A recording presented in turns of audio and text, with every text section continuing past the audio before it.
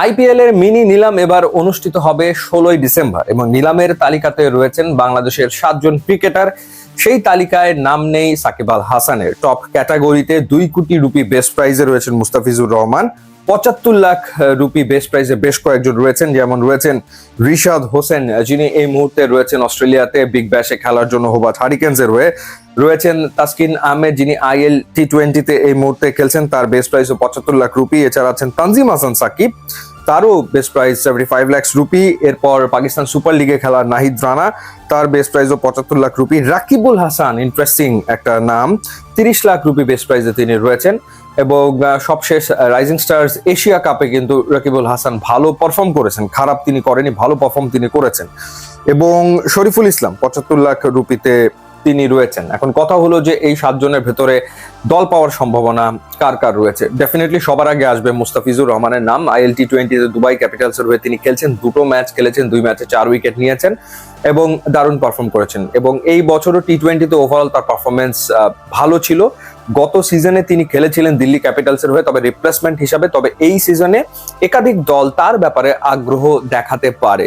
যেটা শোনা যাচ্ছে যে Kolkata night Riders, Sunrisers Hyderabad এবং দিল্লি ক্যাপিটালস, এই 3টা দল হয়তো মুস্তাফিজের ব্যাপারে আগ্রহ দেখাতে পারে। তবে আমার মনে হয় যে এই সিজনে রিশাদ যদি আইপিএল এ দল পেয়ে যায় তাহলে অবাক হওয়ার কিছু থাকবে না, কারণ রিশাদের পারফরমেন্স, হোবার্ট হারিকেন্সের হয়ে তিনি বিগ ব্যাশে তো খেলছেন, কিন্তু আমরা যদি ওভারঅল বছরটার কথা চিন্তা করি, এই বছরে রিশাদ হোসেন উইকেট নিয়েছেন 33টা, 25 ম্যাচ খেলে 33টা উইকেট নিয়েছেন। এবং টি20তে এবছরে উইকেট টেকারদের তালিকাতে তিনি রয়েছেন 9 নম্বরে। কিন্তু টেস্ট প্লেইং কান্ট্রির বোলারদের ভেতরে তিনি রয়েছেন 3 নম্বরে। একে রয়েছেন পাকিস্তানের মোহাম্মদ নওয়াজ, তিনি 26 ম্যাচে নিয়েছেন 36 উইকেট। নিউজিল্যান্ডের ডাফি, তিনি নিয়েছেন 35 উইকেট 21 ম্যাচে। এবং আমাদের রিশাদ হোসেন, তিনি নিয়েছেন 25 ম্যাচে 24টা ইনিংসে বল করে 33 উইকেট। এবং ব্যাক টু ব্যাক 2টো ভালো বছর তিনি কাটিয়েছেন, অর্থাৎ 2024-এ নিয়েছিলেন 35 উইকেট, এবছর নিয়েছেন 33 উইকেট। ধারাবাহিকতা তিনি ধরে রেখেছেন এবং যেহেতু বিগ ব্যাশে তিনি খেলছেন, সুতরাং তার ব্যাপারে আইপিএল এর দলগুলো আগ্রহ দেখাতে পারে, একটা সম্ভাবনা কিন্তু ডেফিনেটলি রয়েছে। আর রকিবুলের ক্ষেত্রে, রকিবুল খুবই যেহেতু কম তার বেস্ট প্রাইস মাত্র 30 লাখ রুপি, এবং রাইজিং স্টার এশিয়া কাপে তিনি তো ভালো পারফর্ম করেছেন, সুতরাং সেখানে তাকে কেউ নোটিস করলেও করতে পারে। সুতরাং তার পারফরমেন্স যে কেউ নোটিস করেনি ব্যাপারটা কিন্তু তা না।